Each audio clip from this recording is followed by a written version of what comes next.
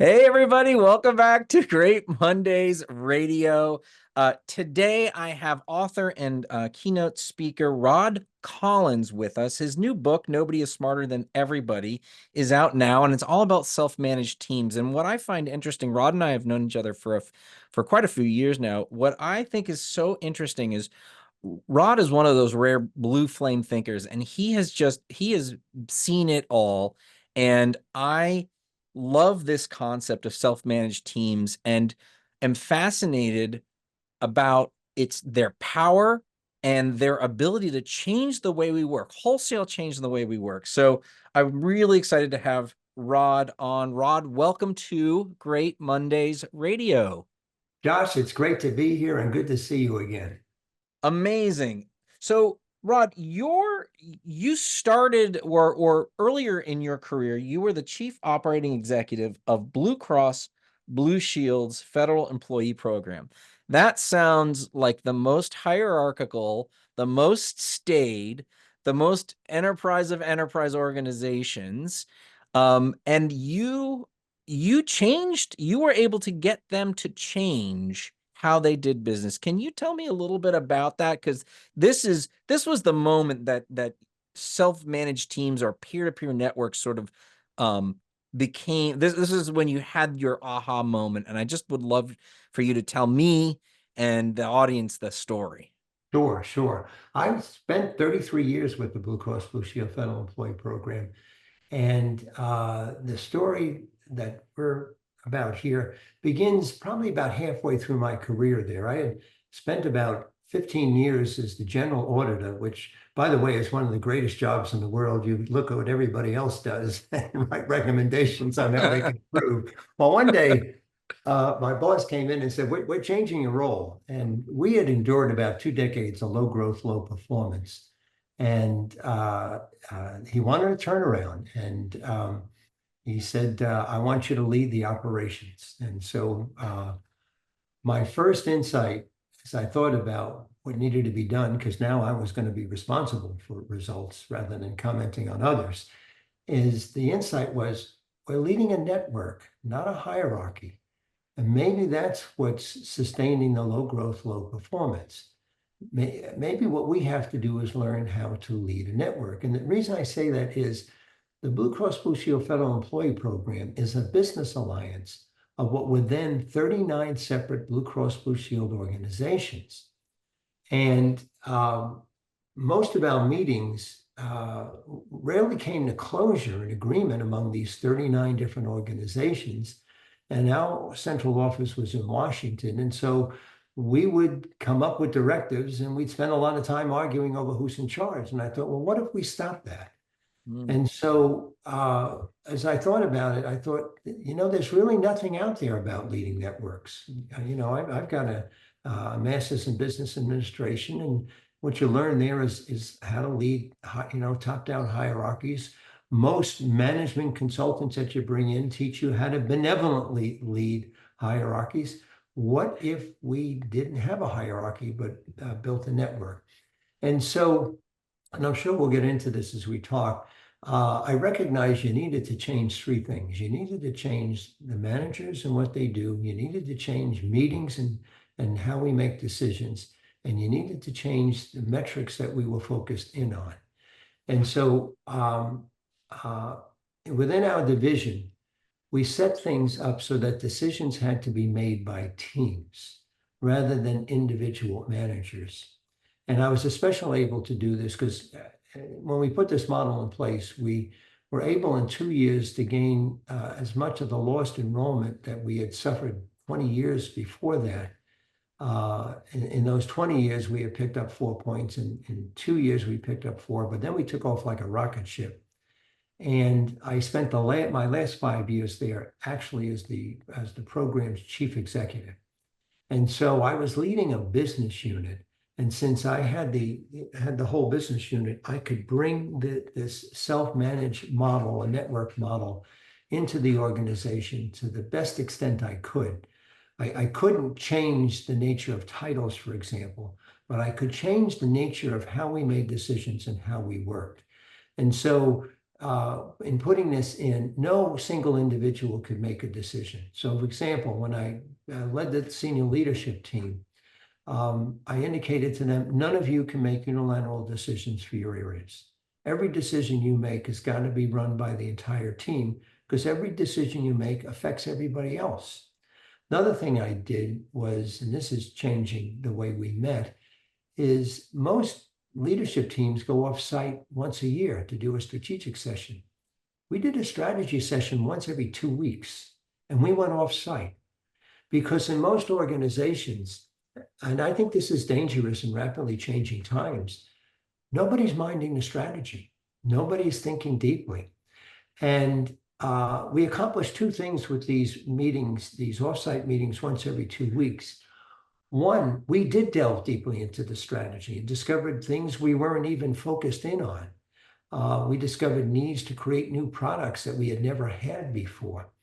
And the second thing that was accomplished is we really created a highly cohesive team because when you spend that quality time together and thinking collectively about how we're going to build strategy, over time, the cohesiveness just inherently happens. And again, since no one could make unilateral decisions, these team members really had to know each other's strengths and weaknesses so that we could make the decisions best as a team.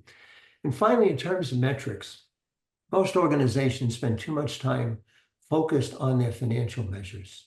I'm not saying these aren't important because they let you know whether you're winning the game or not.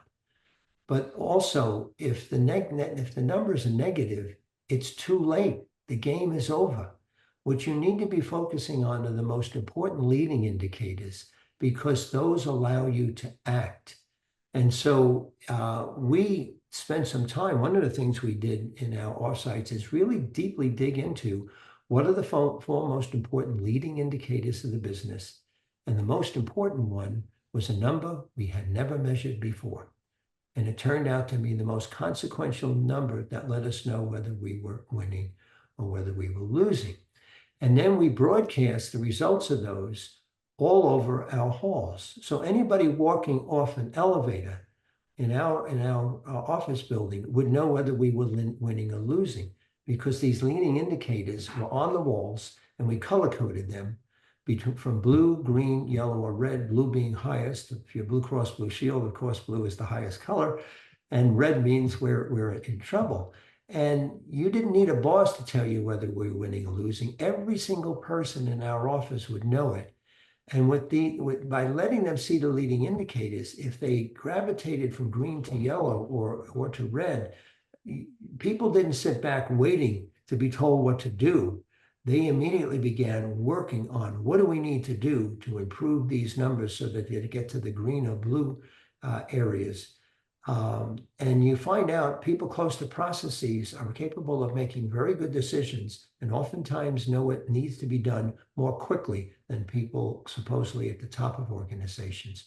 So this gives you a sense of how we applied this network thinking inside a more traditional organization. Okay, so first question, what was the number that you never measured before that was consequential?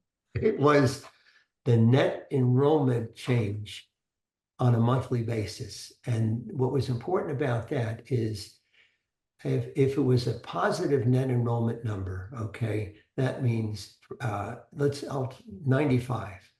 If the number was 95, it meant 95 out of every 100 new enrollees in our population was an active working member, not a retiree.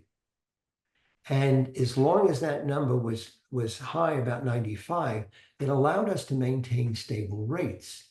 Half our population were retirees, and they use benefits at a higher level than active members do. And so if we would begin to see that the number of actives joining us on a monthly basis, let's say that number dropped from 95 down to 90 or 85, that would cause us to begin thinking, what do we need to do in terms of reworking our products so that we are attractive to the active members? We knew the retirees would stay with us. It was funny, we had an outside consultant who said, most retirees saw you as a childhood buddy. And if you tried to divorce them, they would contest it. So we knew that, these people have been with us for a long time. And Yeah. so the important thing is maintain, we weren't discouraging retirees. What we were trying to do is make sure we have a balanced population to maintain steady rates so that we didn't have volatile rate increases from year to year, because that's what's most important to customers: stable coverage, stable rates.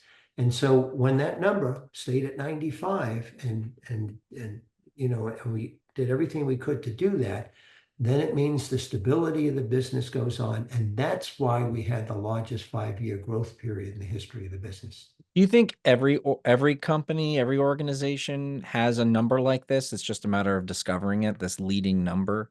I know Yeah. this is not the topic, but I'm just so curious. Well, it becomes important. If you're going to be self-managed, metrics are important because you don't have boss. I mean, a true self-managed organization, and I read about 3 of them in the book, they have no bosses. So how do people know whether we're winning or losing?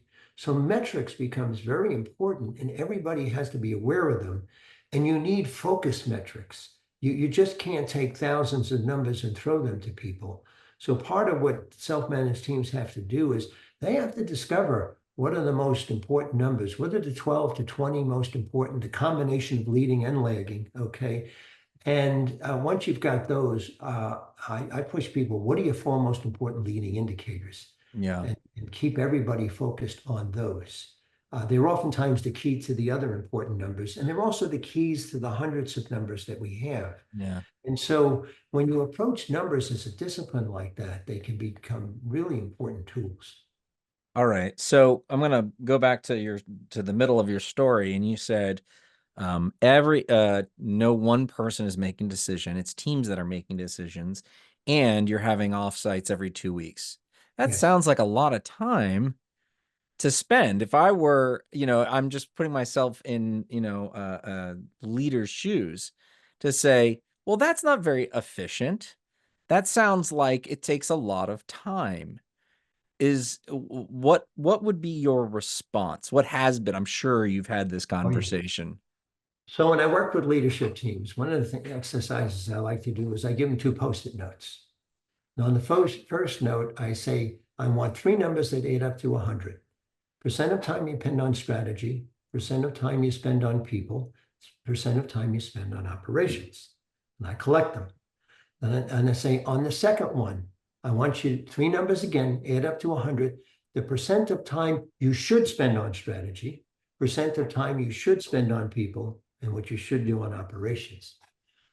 It's almost universal, the results. The first one, what do they do? Okay. It is 80% on operations, 10% on people, and 10% on strategy. And what should it be? It should be 40% on strategy, 40% on people, and 20% on operations. And I'll look at the team and I'll say, who the hell's doing strategy here? Because it's not you. And you got a 60-point gap. And don't you know the most important thing you bring to this organization, to all the teams you have, is strategy. That's what they look to you for. They can do operations. They can do it better than you. They understand customers. They know them better than you. They understand your processes. They know them better than you. Why are you spending all your time there? And strategy is important in rapidly changing times because its context has shifted. And this is another reason why a leadership team should be meeting once every 2 weeks. And that is, strategy is no longer about central planning. You do that in a static world. You do that in a world where your product model will last 40 years. That's how it was in the 20th century. Those days are gone. Long gone. Product models might last 5 to 7 years. Strategy, the work of strategy now is iterative discovery. You can't assume the world is going to be stable. And what you're doing once every 2 weeks is you're doing the iterative discovery process. And you're deeply thinking about the market. Look at what's happening today. Everybody knows AI is going to change everything, but most of our listeners haven't a clue how, and they're more unknown about it than they are known. They just know it's going to impact. the Internet of Things, blockchain. These are other technologies coming down the pike that will probably transform businesses. And so leadership teams need to be thinking together and discovering through these sessions that nobody's smarter than everybody. They may bring in some staff who are knowledgeable to sit in on their meetings as resources to help them do their thinking. That's, again, strategy is about iterative discovery. Do I I hear echoes of a pattern that I'm observing as well, which is that even independent contributors, their roles are going to change with all of these technologies, AI first and foremost. But it feels to me, or I have observed, that they are also spending their time in the incorrect ways. And it's going to become more incorrecter as we move on.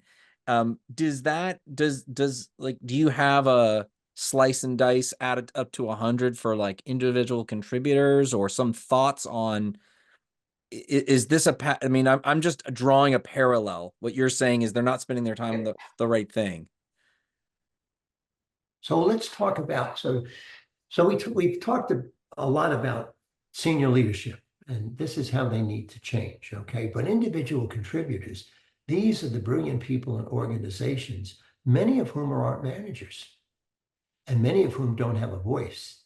And individual contributors are essential if you're going to manage in a rapidly changing world, and it is essential that they have the appropriate power. In a peer-to-peer network, in a self-managed structure, there are no powerless people. In a top-down hierarchy, roughly 2/3 to 70% of people are powerless. By the way, that corresponds with the number of people who are engaged in work. I think there might be a correlation there, okay? In the top-down hierarchy, power is a function of coercion. Do what you're told. We want uniformity of thought. We want compliance. That's what they all work towards. In the context of your current business model, fine. But what happens when that business model is gone? Why are so many companies dropping rapidly off the Fortune 500? They don't last as long anymore. People are saying at the end of 10 years, as much as 2/3 may be replaced. That's a shame. That shouldn't be happening. What that says is companies cannot evolve past their current product model. Now, let's get back to your concept of individual contributors. In a network, power is not a function of coercion of force. It's a function of energy, synergy. And in a network, any group of people can go off and say, we're going to create the future. We are going to create a product that may put our product out of business, the one we're in now. And that's not a bad thing, because the one you're in now is going to be put out of business. Why not you? Why somebody killing you? Mm-hmm. This is the difference between Blockbuster and Netflix. Netflix doesn't send DVDs to your home anymore. That was their first product model. They're now streaming and making movies. They are able to move from product model to product model because there are people inside Netflix who are free to develop new product concepts, even that may threaten the ones that they have now.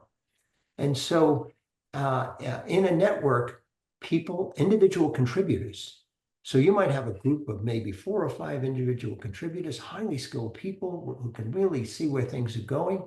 If they can get together as a team and put together ideas, then they can bring them forward. And you can also set up processes within your organizations where different people with different ideas can present them to other teams who are not involved and see how they react to it. Because you have to have a process. And in these pure networked organizations with no bosses, the way ideas are developed and go forward is teams have to present to other teams and convince them.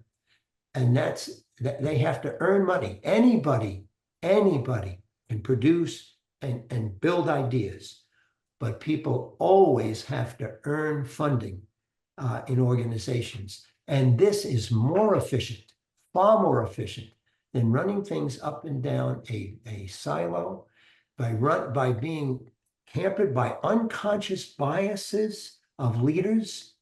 You eliminate that. And by the way, Blockbuster isn't here because of the unconscious bias of its CEO.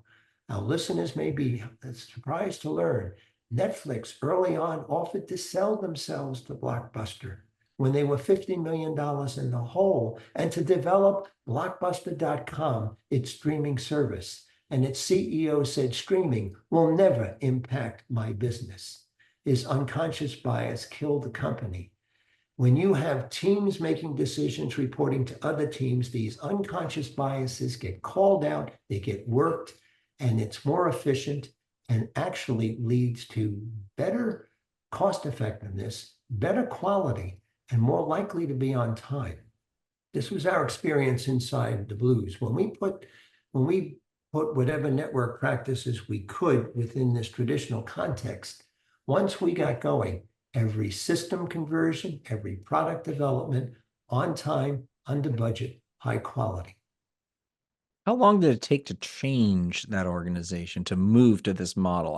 I'm fascinated in because I feel the pushback of, well, we've got to deliver on this quarter or this year. It's like, all right, let's say I believe you. You're like, when do I do this? How do I do this?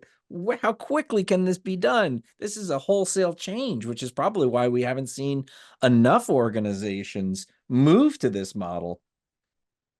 It's I was under that pressure. That's exactly why I did it. Yeah. Because I knew, Burning platform. well, I knew what we were doing hadn't worked for 20 years. Right. And So like tweak, tweak, tweak. I'm It's no not better going to than change. anybody else at that. Okay. And I can be the nicest leader in the world, but it's the hierarchy that's killing it. Yeah. And we had nicer conversations about who's in charge. We needed to stop having that conversation. Mhm. Now we had an office in Washington that was responsible for the program, and then we had 39 other organizations participating. We had about 150 people in Washington, and they took to it very quickly, extremely quickly. And our Hmm. turnover rate dropped to below 3%, which is really incredible over a long period of time. Okay. Um, People like working in this because there's no powerless people. Yeah. Okay. Yeah. And we became a more powerful organization. Now, the 39 organizations, one of the things we invented, we had to find a way to bring them to closure because whenever we brought them together, we couldn't get to any agreement. If you think two political parties are tough, imagine 39 different organizations, each with their own interests. So we invented a meeting format, which now we call the Collective Intelligence Workshop, where we invite about 40 or 50 participants in. It's a microcosm of the business. So it's high-level people close to processes. It's all different areas because you have to handle issues today holistically. We live in a complex world, not a complicated world. 20th century was a complicated world, mechanical thinking worked. 21st century issues are complex. All things have to be dealt holistically. And with 40 or 50 people in the room, we designed a facilitated session where in the first couple of hours, people could only ask clarifying questions as we were getting information out from an open discussion. As we did something, we put the 40 or 50 people around in tables around 6 to 8 each, and we would ask them, what's important to you about this problem? We didn't tell them we've worked this, here's what we're going to do. We started right out. You're out there in these different organizations. What matters to you? This is one way to stop the who's in charge. And Mhm. then we would ask them clarifying questions as the table reported out. And we had we used dot voting to identify what are the four most important things we need to do. This discipline of the four most important things is very critical.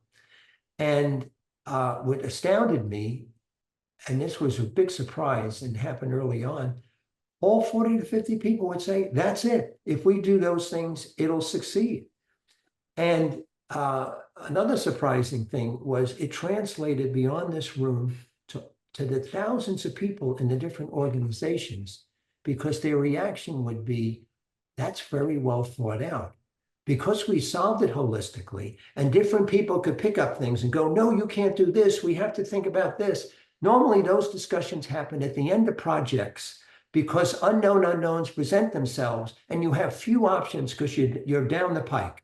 Well, people are sitting there Right. going, we haven't even gotten on the road yet, and we're identifying all of this stuff Yeah. and we're working it out. So Mhm. now that's why when this got sent out to the organizations, they didn't fight back and argue who was in charge. They said, that's really well thought out. That's going to work. Let's go do it. That's why it saves time, money, high quality, because the beauty of collective intelligence is you uncover the unknown unknowns early in the process. And that's one of the powers, that's one of the aspects of synergistic power. You're also inviting diversity of opinion. You don't want uniformity of thought. You want the extraneous ideas. You want the nutty ideas because every nutty idea has some kind of kernel in it that you need to think about. And the analogy I use is this: you would never have a pure garlic sauce on your pasta, but damn well you're not going to put a tomato sauce out there with a little garlic in it. You got to have a little garlic to make a great sauce. And oftentimes, that's what we discovered. People who are identified as eccentric, we'd invite them into the session, and they bring a little bit of garlic that made it all work. And we began to value those people who thought differently. But they may have 9 crazy ideas, but they have one idea that blended with others makes the whole darn thing work. These are the dynamics you see inside networks. Hierarchies are designed to kill innovation. This is companies, the one thing they've got to be able to do today, they have to be able to innovate. And innovation is always a challenge to your current way of thinking.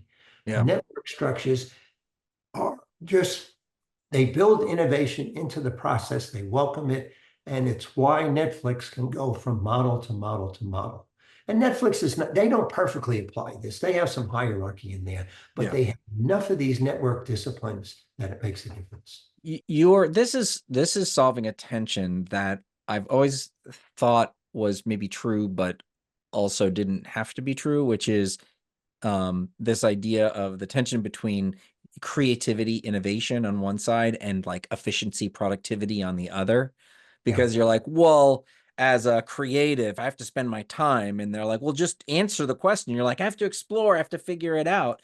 And the flaw in my thinking is that my presumption was the hierarchical thinking. And so what you're describing to me now, you've just literally said, it is more efficient and more innovative. We can pair those up together Yep. if we operate in this model. And then you get higher engagement as a bonus. Yes. Well, let me give an example. One of the most difficult industries in which to build a IT system is the healthcare industry. Okay. And we would do it about every 15 to 17 years, and we dreaded doing it. Well, on my watch as chief executive, we were putting in a new system. And here is the discipline we put in place. We had an open conference call every Friday from 3 to 5 Eastern time so that it would align with Hawaii at 10 in the morning when we'd had 3 to 5 Eastern. Open line. Anybody in anybody in the whole system could participate on this call, and any problem anybody saw, and we were doing this every week, they could bring it up. Our staff was told, don't spin anything, don't defend anything. If people bring problems, ask clarifying questions. And so we had a national dialogue. The way it worked out, there were probably 20 to 25 people who were very active participants in this. But everybody is hearing the same conversation at the same time. And everybody is able to hear what everybody's doing in these 39 organizations, and they're able to see how it fits in theirs. There was incredible learning going on through these conversations. And I will always remember there was one person I ran into at a meeting who said, I can't tell you how much I appreciate these conversations. I really feel my voice is heard. And I knew he had never said a word in the sessions, but somebody else was representing his voice. And what happened is every single voice could be heard in these weekly calls. And what happened is one of my goals was the system would go up on January 1. And I wanted the last 2 weeks of the year to just have a skeleton crew and most people home with their family for the end of the year holidays. And we met that objective. And when the system went up, and this is unusual in the healthcare industry, we didn't have a single customer facing issue.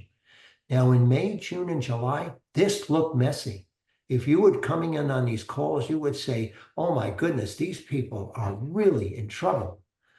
Don't mask that. Another thing I like to tell groups when I work with them, every project has two phases, no matter your industry, no matter the project, order and chaos. Why do hierarchies keep choosing order first and chaos at the end? Embrace the chaos. You want the chaos. You want the diversity. You want all that stuff out. And that leads to the order at the end. And it's order at the end that brings cost effectiveness, high quality, okay, on time.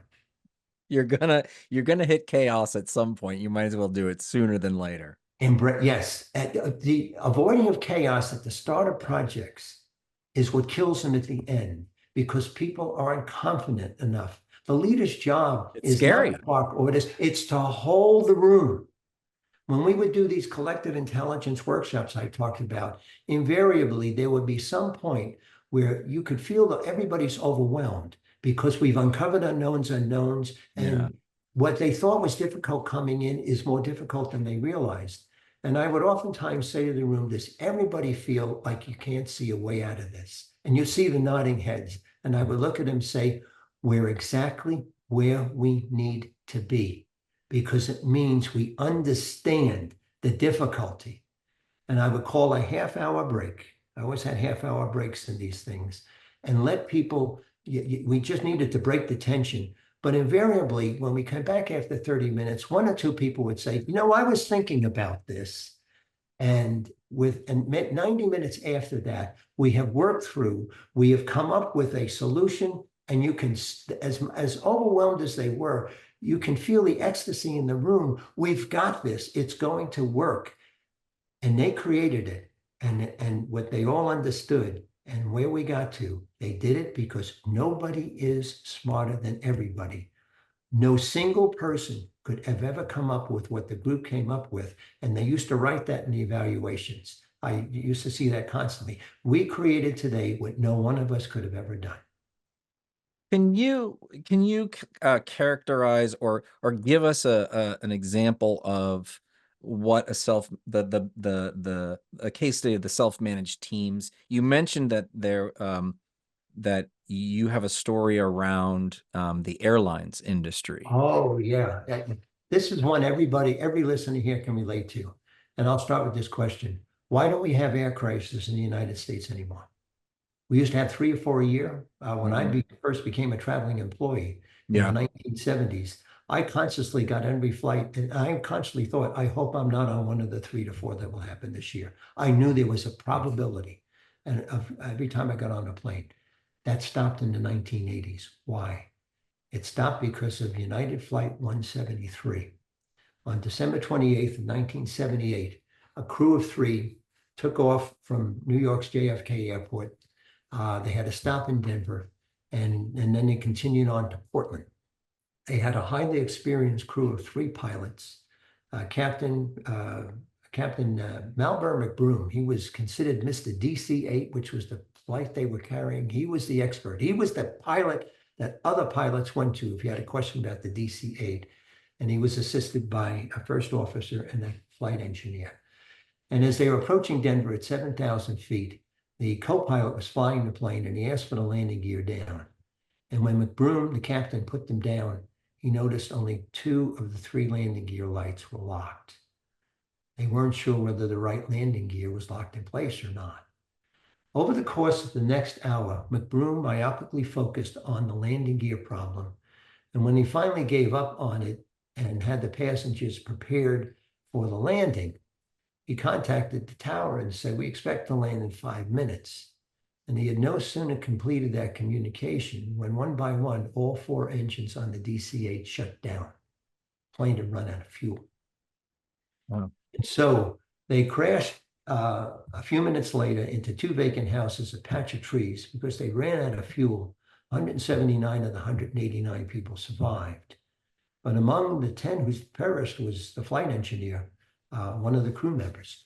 When the NTSB team began their investigation, they were troubled by a puzzling question. And this is a question that every one of our business leaders should be thinking about. How is it that three highly intelligent people could make such a senseless error as running out of fuel? But when the investigators listened to the cockpit tape recorder, they understood why. Because the crew was enmeshed in the command and control top-down model. The captain was in charge. The captain ignored the other two crew members. The captain was driven by his unconscious bias to correct the landing gear problem. He didn't frame the problem properly. He thought it was a landing gear problem. No, it was a safe landing problem. And had he framed it as a safe landing problem, the investigators can see the other two co-pilots are concerned about the fuel level. They're making indirect statements, but the captain's ignoring it. The investigators are thinking, why the hell doesn't one of these two crew members jump up and say, Captain, we're running out of fuel. We have to land now. No, they won't do it because there were two rules in the cockpit at the time and they knew them well. Rule number one, the captain's always right. Rule number two, if the captain is wrong, see rule number one. The NTSB team concluded the real cause of this crash was the top-down hierarchical model, and it had to change. And so they made a bold recommendation to the FAA to drop it and put in the peer-to-peer network model they call crew resource management, which had been used in NASA. And if you think about it, NASA's work really is discovering unknown unknowns, and they discovered networks do a better job of it. Well, the FAA was kind of slow to do it, but United Airlines was not, because you see, this crash was not isolated. It was one of three in a short period of time that could have been, that was attributed to this management model. And so United embraced it.